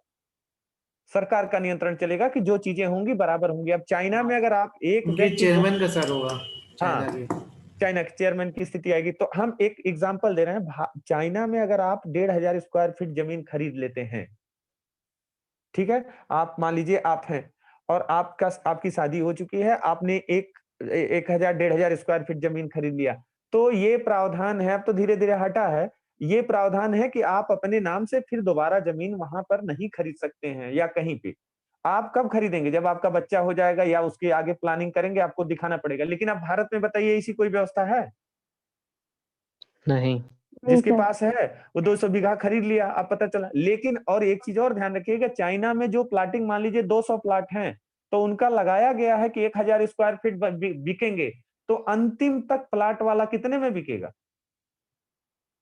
जो 200वां प्लाट है वो भी कितना में बिकेगा? 1,000 स्क्वायर फीट के हिसाब से ही बिकेगा, यानी 1,000 रुपया शुरुआत भी होगी और 1,000 क्या है, अंत भी होगा। लेकिन भारत की स्थिति क्या है कि भारत में अगर 200 प्लाट हैं एक जगह, तो आपको मालूम है कि पहला वाला सस्ता में बिकेगा, काहे? क्यों कोई रह नहीं रहा है। ठीक है, दूसरी चीज, दूसरा वाला उससे 100 रुपया में ज्यादा में बिकेगा, उसके बाद 4-5 प्लाट बिकने के बाद पता चलता है कि 1000 की जगह 1500 स्क्वायर फीट 1500 रुपया बिक कर गया, और अंतिम तक पहुंचते पहुंचते वो डेवलप हो गया, पता चला कि वहां लोग रहने लगे, और अंतिम वाला प्लाट कम से कम 3000 रुपया स्क्वायर फीट में। अंतर समझ में आया? सर अंतर तो समझ में आ रहा है, लेकिन तथ्यात्मक कम और व्यवहारिक ज्यादा हो रहा है। सर तो व्यवहार कहने होश हो कहने रहा का है मतलब दिमाग में। अच्छा सर ठीक एक है, तरह से मतलब ओवरव्यू मिल गया है, बट थोड़ा सा डिफाइन करने की कोशिश करिए। We don't have a content clearly, but नहीं we have नहीं a concept. So, sir, can you please ठीक है, increase this ठीक है, ठीक है, content एक मिनट। ज्यादा हो? ये तो लिखेंगे नहीं ना। नहीं नहीं कोई बात नहीं है उसकी, हम आप सुनिए, एक काम करिए, हम इसको आगे बढ़ते हैं हम लोग। अब उसको ये जो कल आपका जो साम्यवादी वाला व्यवस्था है, ठीक है, इसको हम लोग कल कंटेंट के साथ पूरी तरह से हम लोग इसको क्लियर कर लेंगे और लिख लेंगे, ठीक है? Yes, sir. हाँ ओके तो ठीक है, बाकी चीजें व्यवहारिक रूप में तो आप लोग समझ ही गए हैं। जी जी तो ठीक है, अब देखिए समाजवादी अर्थव्यवस्था में हमने आपको बताया कि इसमें क्या है, इसका एग्जाम्पल रूस सोवियत संघ है। देखिएगा, क्योंकि बाद में ये बंट जाएगा ना, रूस हो जाएगा, आधा यूरोप में चला जाएगा, यूएसएसआर से। ठीक है? तो ध्यान रखिएगा कि बंटने के पहले ये अर्थव्यवस्था लागू की गई थी, और अधिकतर अर्थशास्त्रियों का ये मानना है कि इस इकोनॉमी के कारण ही कहीं न कहीं सोवियत जो यूनियन है वो टूटने की कगार पे पहुंचा था। टूटने की कगार पे इसलिए पहुंचा कि जब इसको क्रिटिसाइज किया जाने लगा, क्योंकि देखिए हर आदमी सरकारी नौकरी ढूंढ रहा है, क्योंकि जब सार्वजनिक अर्थव्यवस्था है तो इसका मतलब जो प्राइवेट वाले हैं, जो उनके पास जिसके पास पैसा है, वो क्या अपने मन से प्रोडक्ट लॉन्च कर सकते हैं? नहीं कर पाएंगे ना, सरकार के रेगुलेशन और कंट्रोल में रहेंगे। अब सरकार के रेगुलेशन और कंट्रोल में रहने के कारण कहीं ना कहीं वो ज्यादा प्रॉफिट नहीं कमा पा रहे हैं। क्यों?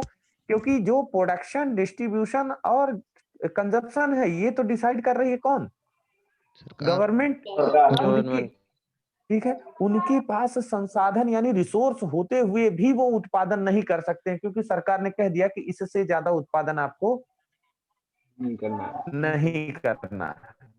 इसका मतलब कि वो किसके पीछे पीछे चल रहे हैं? सरकार के। तो अब रहा है कि वो, क्योंकि प्राइवेट व्यक्ति हमेशा एक्स्ट्रा प्रॉफिट कमाने की कोशिश करता है, तो धीरे धीरे कहा जाता है कि इस तरह के जो प्राइवेट सेक्टर वाले पूंजीपति लोग थे, इनके अंदर धीरे धीरे क्या होने लगा, विरोध की स्थिति, अगेंस्ट जाने लगे धीरे धीरे। किसके? इस व्यवस्था के अगेंस्ट जाने लगे, और यह व्यवस्था एक दिन बहुत विकराल रूप लेती है। और जो ये लोग इस विचारधारा के, जो इस थाट के लोग थे, कहीं न कहीं जब यूरोप का क्या है, विभाजन होता है, तो कहीं न कहीं एक प्राइवेट इकोनॉमी और गवर्नमेंट इकोनॉमी के बीच में जो कॉन्फ्लिक्ट चल रहा था, वो भी एक क्या होता है, उसमें बहुत बड़ा रीजन होता है, क्योंकि हम सेपरेट हो जाएंगे तो हम अपना प्रोडक्शन 1 नहीं 100 करेंगे, हम बेचेंगे, क्योंकि प्राइवेट व्यक्ति का ये टारगेट होता है मैक्सिमम प्रॉफिट। क्लियर? ठीक है, अब नेक्स्ट क्लास में हम लोग देखेंगे, क्योंकि 7:45 बजने वाला है, हम लोग देखेंगे लिबरल इकोनॉमी और मिक्स्ड इकोनॉमी। और जिन लोगों को थोड़ी सी दिक्कत हुई है, तो अभी तो हम सिर्फ आज क्लास लिए, ओवरव्यू लिए हैं, आप परेशान मत होइए, हम आपको बस इकोनॉमी का व्यवहारिक पक्ष समझाने की कोशिश कर रहे थे, ठीक है? हम लिखवा नहीं रहे हैं अभी तो हो सकता है कि 2-4 दिन में हम पेन टैब दोनों लेते आएंगे, उसके बाद आपको हम एकदम बिल्कुल ग्राफ के हिसाब से ही बता देंगे, कोई समस्या नहीं है। तो थोड़ा आज 2-4 दिन समय दीजिए आप लोग, क्योंकि हमारा भी पहली बार इस तरह से हम टेक्निकल चीज में पढ़ाते हैं, नहीं तो हम तो क्लास में पढ़ाते हैं मार्कर और बोर्ड वाले। सर थोड़ा सा लीगल लैंग्वेज में और थोड़ा सा इंग्लिश पे ध्यान दीजिएगा। नहीं बिल्कुल बिल्कुल, आप लोग आज थोड़ा सा हम समझाने की कोशिश किए हैं केवल, और बाकी जो चीजें हैं कल जो आपका इशू रहता है आप रख दीजिए, उसको कल हम एकदम बिल्कुल विधिवत तरीके से आपको लिखवा भी देंगे और समझा भी देंगे। Thank you sir. Okay thank you. Thank you sir. Okay thank you. धन्यवाद सर। थैंक यू सबको good night. Good night. Good night sir. Good night.